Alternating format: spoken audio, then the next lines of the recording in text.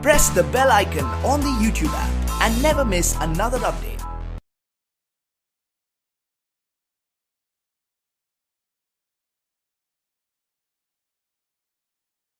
अस्सलामुअलैकुम dear students, I am Abdul Qadir और आज हम फर्स्ट ईयर की बुक में से एक्सरसाइज 4.5 में सिंथेटिक डिवीजन के बारे में पढ़ेंगे और ये लेक्चर आपको ग्रेड साइंस एकेडमी की तरफ से प्रेजेंट किया जा रहा है।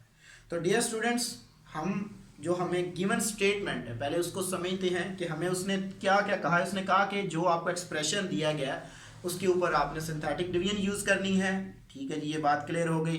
दूसरा उसने काम कहा है कि शो दैट कि x is the solution of the polynomial, यानी कि x जो है वो उसका सोल्यूशन भी है।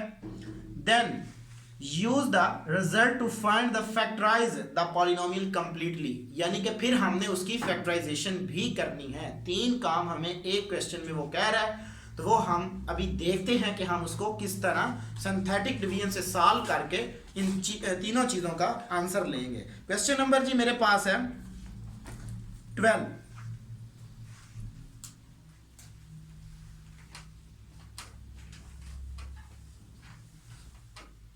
और एक्सप्रेशन है मेरे पास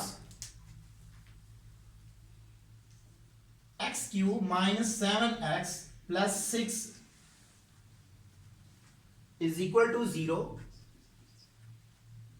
and x is equal to 2। तो डियर स्टूडेंट्स, जब मैंने आपको सिंथेटिक डिवीजन का भी मेथड ज्योमेट्रिकली बताता हूं कि हम इसको किस तरह करेंगे, ये बड़ा सिंपल वे है इसको सॉल्व करने का किसी भी एक्सप्रेशन को। तो एक बात माइंड में ये रखनी है कि आपने इसमें ऑर्डर के साथ चलना है। मींस कि जो भी हमारे पास हाईएस्ट उसकी पावर होगी उसके हम बैक पे आएंगे। जैसे हमारे पास 3 है, 3 के बाद हमारे पास 2 है, 2 के बाद 1 आता है, तो हमने सिंथेटिक डिवीजन में कंप्लीट ऑर्डर के साथ आना है। ये नहीं होगा कि हम 3 के बाद 1 पे आएंगे, ऐसा हम कभी भी नहीं करेंगे। ये बात एक ज़हन में रखनी है आपने। जैसा कि ये एक्सप्रेशन में मेरे पास हाईएस्ट जो डिग्री है वो 3 है, बट x² नहीं है, तो इसका मतलब है वो 0 है। हम 0 उसमें जरूर लिखेंगे। ठीक है, आगे 2 के बाद 1 है, वो 7 है, उसका कोफिशिएंट्स और कांस्टेंट ऑलरेडी हमें गिवन है। ठीक है जी, तो इसको हम किस वेव में लिखेंगे, इसका जो कोफिशिएंट्स होंगे उसकी अरेंजमेंट कुछ इस तरह से हमारे पास आएगी। 1 पहले का कोफिशिएंट्स, अब क्योंकि x³ के बाद मेरे पास x आ रहा है तो x² नहीं है, तो इसका मतलब है कि 0 आएगा यहां पे, तो यहां पे 0 लगाएं। -7 एंड कांस्टेंट 6, तो क्या करें कि इस तरह इसकी शेप बना लें और जिस से हमें कहा गया कि आपने इसके जरिए इसको इवेल्युएट करना है, तो वो हमारे पास 2 है, तो 2 यहां पे मैं लिखता हूं। जो पहला आपके पास डिजिट होगा उसको आप एज इट इज लिखेंगे, नीचे ले आए 1, ये आ जाएगी आपके पास। ये एरो जस्ट आपको समझाने के लिए लगा रहा हूं, एग्जाम में नहीं लगाने। सो इसको इसके साथ मल्टीपल करके इसमें ऐड कर दूंगा मैं। ठीक है जी, सो 2 1 टाइम 2, ये आ गया मेरे पास। 0 + 2 2, 2 2 टाइम 4,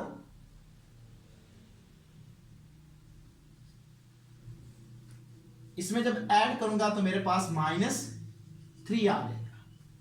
ठीक है जी, सो 2 3 टाइम 6, सो -6, तो ये मेरे पास रिमाइंडर्स आ जाएगा। इसको मैं r से डिनोट करता हूं, बेसिकली वैसे हमने लिखा है, तो रिमाइंडर हमारे पास क्या आ गया, इक्वल टू 0 आ गया। सो ये जो है मेरे पास, हैंस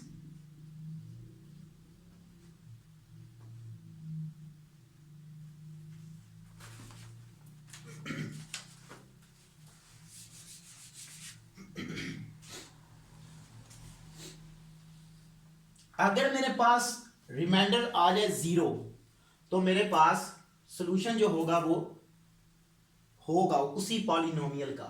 अगर मेरे पास 0 नहीं आएगा तो ये इसका सॉल्यूशन नहीं होगा। दूसरी बात, हमें उसने कहा था कि आपने, ये तो हमने बता दिया कि रिमाइंडर 0 है तो x इज द सॉल्यूशन। चलिए प्रॉपर वे में लिख देता हूं मैं।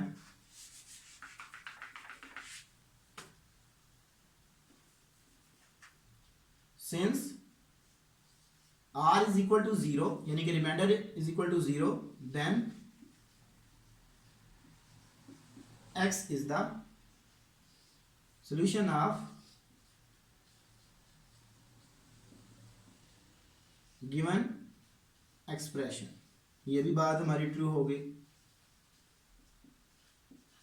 नेक्स्ट अब हमने क्या करना है कि मैंने इसकी फैक्टराइजेशन करनी है। तो बाय यूजिंग रिमाइंडर्स थ्योरम, तो वो मेरे पास जो डिवाइडेंट होता है वो ये था मेरे पास, तो ये मेरे पास इक्वल आ जाएगा x cube minus 7x plus 6 is equal to, तो x इज इक्वल टू 2 और ये सोल्यूशन है इस एक्सप्रेशन का। तो इसको अगर मैं उठा के इधर ले आऊं तो ये मेरे पास x माइनस, तो ये मेरे पास डिवाइजर है, तो x माइनस 2। आगे मेरे पास जो कोशेंट है वो लिखूंगा, तो ये मेरे पास कोशेंट होगा, तो इसको मैं इक्वेशन यानी कि वेरिएबल फॉर्म में लिखूंगा। पहले को x स्क्वायर x और कांस्टेंट, तो x square plus 2x minus 3 ये आ जाएगा। तो अब इसकी मैं क्या करता हूँ, फैक्टराइजेशन करता हूँ। x माइनस 2, तो x square plus 3x minus x minus 3, तो ये हमारा तीसरा काम भी कंप्लीट हो गया।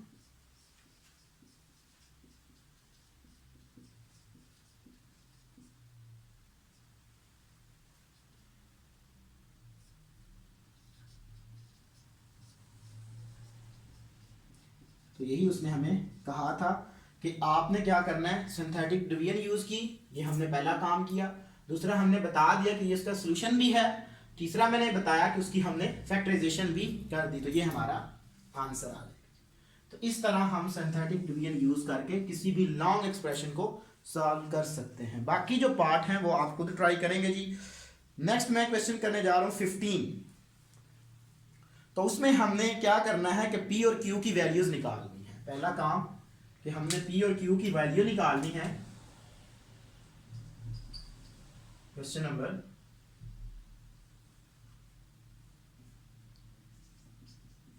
15।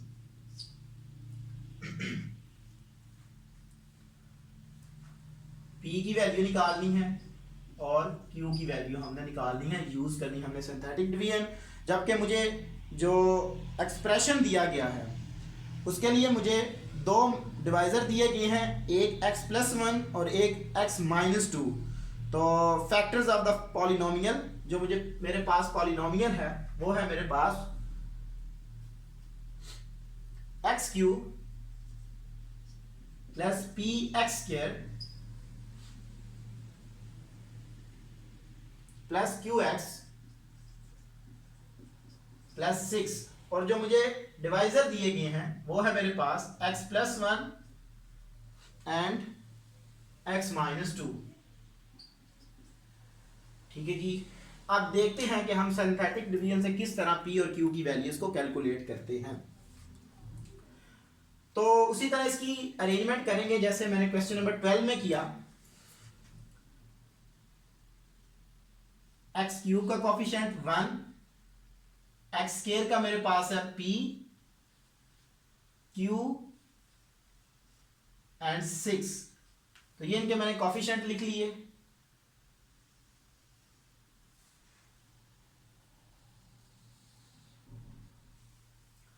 तो पहले को आप सपोज करके x plus 1 is equal to 0, तो x की वैल्यू आपके पास क्या आएगी, -1। तो यहां पे -1 रखूंगा मैं। तो पहला digit as it is 1, 1 into 1 -1, तो मेरे पास आ जाएगा जी p -1। फिर मैं इसी को इससे मल्टीपल करूंगा तो -p प्लस 1, तो इसमें क्या होगा जब मैं ऐड करूंगा तो q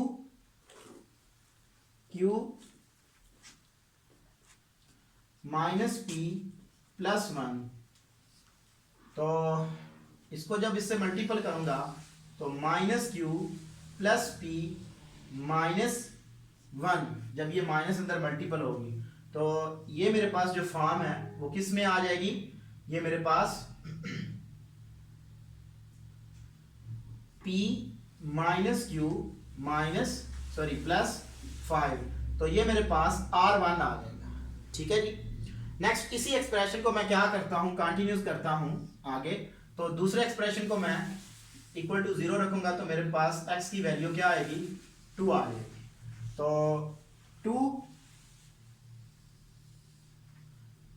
एज इट इज इसको नीचे ले आए, 1 2, सो p प्लस 1 2p, इसको मल्टीपल करना होता है इससे, प्लस 2, तो मेरे पास क्या आ जाएगा जी, मेरे पास आ जाएगा जी p प्लस q प्लस 3।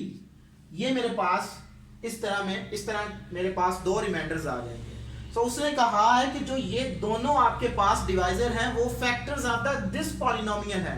तो फैक्टर हैं तो इसका मतलब है कि रिमाइंडर मेरे पास इक्वल टू 0 होगा। तो क्या होगा कि R1 इज इक्वल टू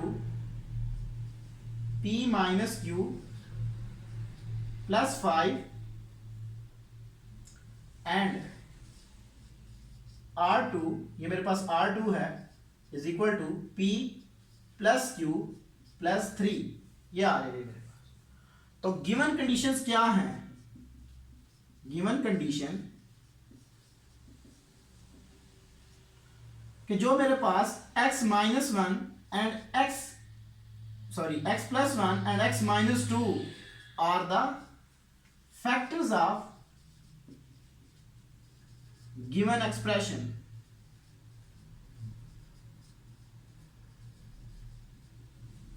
तो अगर वो उसके फैक्टर्स हैं तो रिमाइंडर मेरे पास क्या होंगे, इक्वल टू 0 होंगे। तो R1 is equal to 0, then and R2 is equal to 0। तो यहां पे लगा देता हूं मैं, तो p minus q plus 5 is equal to 0, equation number 1 का नाम दे देते इसको, p plus q plus 3 is equal to 0, equation number 2 का नाम दे देता हूं। तो मैंने p और q की वैल्यू निकाल दी है, तो ये दो मेरे पास इक्वेशन आ गई हैं, तो इनको मैं ऐड कर लेता हूं। एडिंग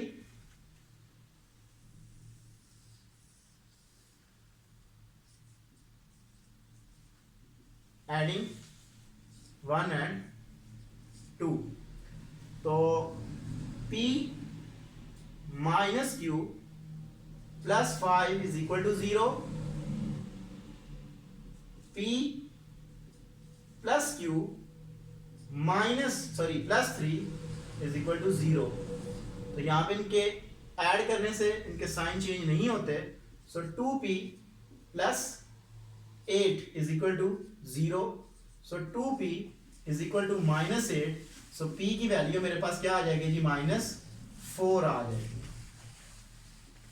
इसको मैं किसी भी इक्वेशन में पुट कर दूं, मैं इक्वेशन नंबर 2 में पुट करने जा रहा हूं, पुट, तो आपके पास q भी आ जाएगा, put p is equal to -4 in 2।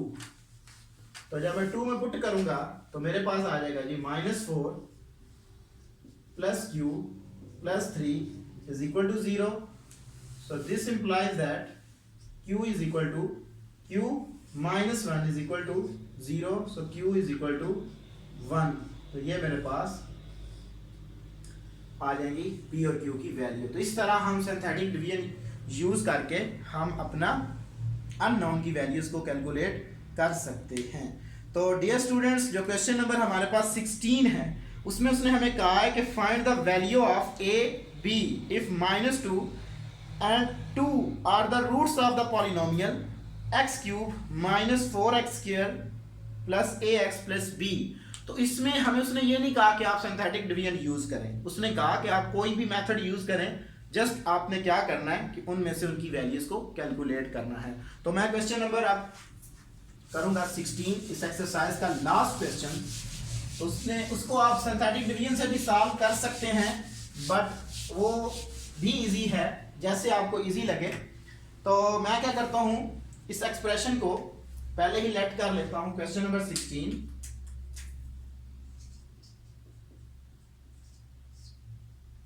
let f of x is equal to x cube -4x² plus ax plus b। तो हमें उसने दो दिए हैं कि अगर आपके पास if -2 and 2 are the roots of the polynomials, और ये अगर उसके रूट्स हैं इस पॉलिनोमियल के, तो हमने a और b की वैल्यूज निकाल दी हैं। तो 1 बाय 1 इसमें मैं पुट करता हूं, put x is equal to -2 एक बार करूंगा, तो f of -2 is equal to -2 का क्यूब -4 -2 का square plus a into -2 plus b। Sorry मैं मार्कर चेंज कर लेता हूँ जी।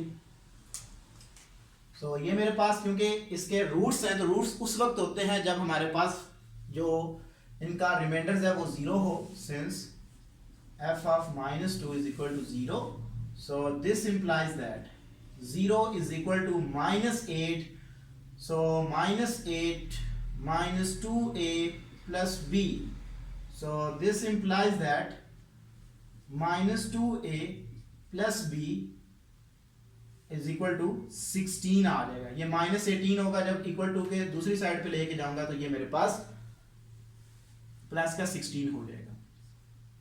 इक्वेशन नंबर 1 का नाम दे देता हूं। अब इसमें पुट करते हैं, put x is equal to 2, so f of 2 is equal to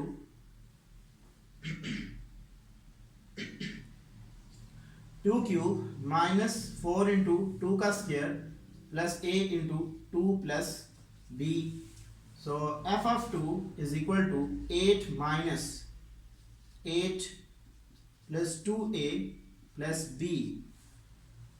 तो ये मेरे पास क्योंकि उसका रूट्स है तो ये इक्वल टू 0 होगा, तो 0 is equal to 2a plus b, so this implies that 2a is equal to minus b। तो इसको आप इस इक्वेशन में पुट कर दें, 2a की जगह पे ये वाली वैल्यू मैं पुट कर रहा हूं, तो minus into minus b plus b is equal to 16, put 2। तो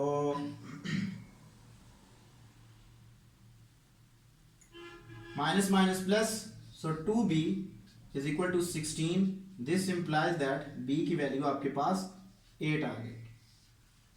इसको पुट कर दें इसी में, तो आपके पास a भी आ जाएगा। पुट, इसको इक्वेशन नंबर 2 का नाम दे दें, put b is equal to 8 in 2, तो जब आप 2 में पुट करेंगे so a into -8, so a की वैल्यू आपके पास -4 आ जाएगी।